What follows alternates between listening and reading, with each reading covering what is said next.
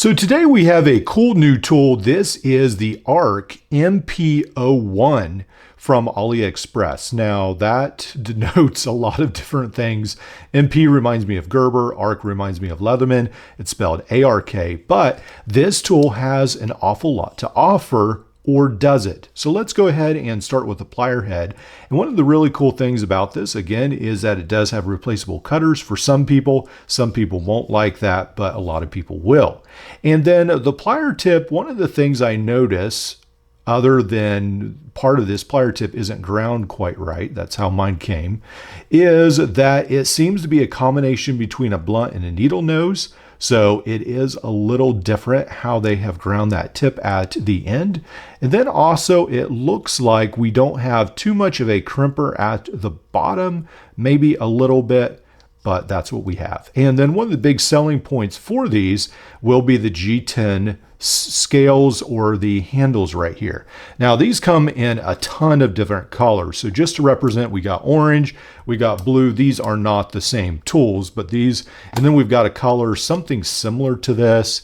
And then we've got lime green and pink and camouflage and I think desert tan and all kinds of different colors, about 10 or so different shades of G10 scales to pick from. And these scales remind me a little bit of like the Suapro tool that came out some time ago.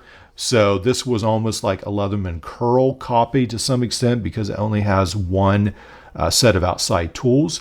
But so these tools are sort of cool. They're definitely unique. Now we don't see any like glass breakers at the bottom right here. But so what we have right here, and why I said glass breaker is because the new Gordon multi-tool, I believe, has one. So we don't see that pattern.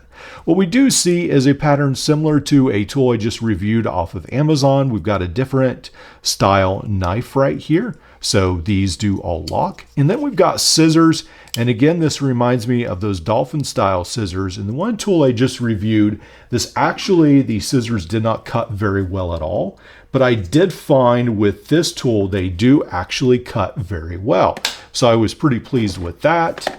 And then when you do things like cut cardboard, again, they cut very well on cardboard. So that's something to keep in mind. I really do like these scissors on this tool. They do seem to cut well. They feel a little thinner than some of the other scissors I've reviewed on other tools, but they seem to do a good job. All right, so we do have the saw out here as well. So again, I don't use the saw that much. I just used one on my day camping DL7 the other day, did an excellent job. We've got the file. Now this file will be different in that the one side is totally taken up with a ruler.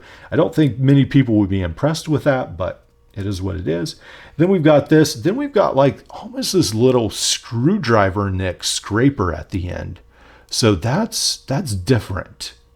Not sure how I feel about that, but definitely a little different with that on the file. So it says that this is a wood file, a ruler, and then it's a metric and a centimeter ruler as well on this side. So on the packaging, they don't really address this tool right there. So, all right, let's look at the inner tools. Now, I do want to mention that this comes in at around $53, will be around 9.3 ounces or 263 grams. So that's what we're looking at. And we have another Leatherman bit driver.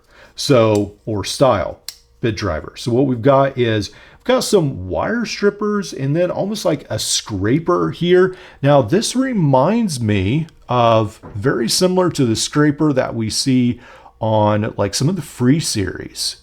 So how they did that scraper on the side. So that's different.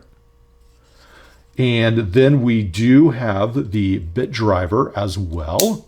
So we've got this Leatherman bit driver.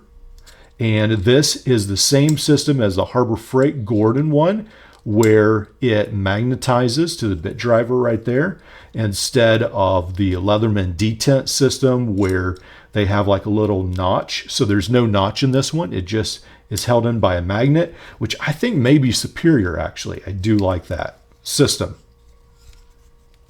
So on the other side, we have the awl. We do have a different looking can opener, and then we do have the pole cutter and then a screwdriver notch on the end as well. So a little different. Now let's go ahead and talk about the sheath right here. And this one is actually one of the ones that I like a little bit more because it is a complete sheath.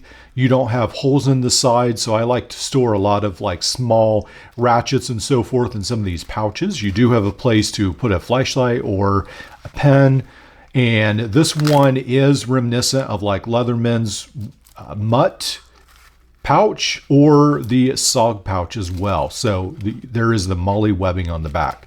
So I do like that.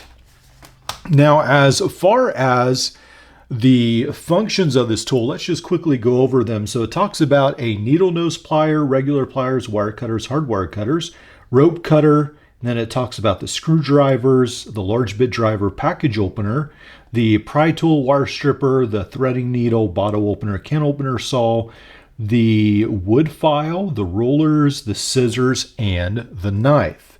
And so then it talks about the material right here that it's made out of, SS 440 and 420, and the angle of the blade. So they are, it looks like, copying the Roxxon style packaging as well on this.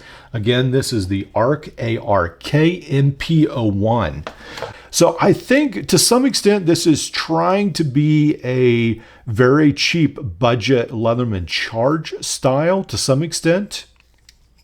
We've got the G10 scales, we've got the Leatherman bit driver, and we've got all the different color options. But I have to say that when it comes right down to it, the day camping, which you can actually get cheaper, I feel like is definitely the better option in when it comes to tool density and toughness. You've got the 1/4 inch bit driver on this one. This just feels like a lot better tool, but I do like the color options on this, and some people may like the Leatherman bit driver as opposed to the 1/4 inch bit driver. So that's up to you to decide. I don't think this is a bad tool. I just feel like it's overpriced. So I feel like this tool needs to be more in the $30 category. This, I can understand why it's $50, but for $53 might be a little bit overpriced. Let me know. What do you guys think?